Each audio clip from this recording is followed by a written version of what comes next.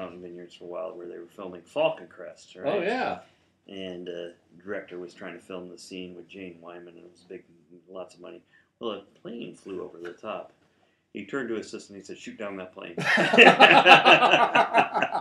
And that's the type of story you're going to hear when you visit Frog's Leap here in the heart of Napa Valley. And this is John Williams, owner, proprietary, former hippie, still a hippie, and a pioneer in organic farming and social responsibility and caring for workers, and an overall good guy. John, thank you for your time and hospitality.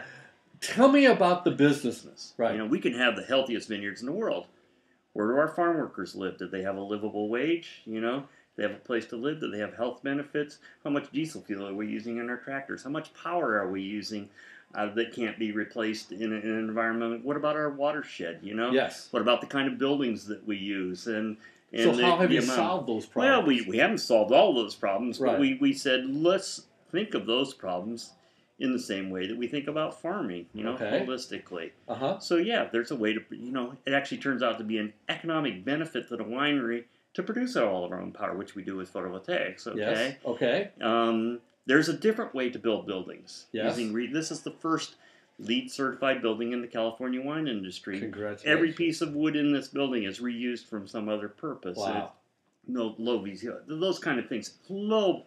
This is picking the bottom hanging fruit, really. Right. You know? Right. But it goes to your bottom line. It goes to the bottom line eventually. Yeah. Right? And I notice you have more than wine vineyards here. It turns out a diversity of agriculture makes for a more healthy system, not only from the organic growing point of view, pests and so on and so forth, but now let's think about our farm labor. You mentioned that, okay? Yes.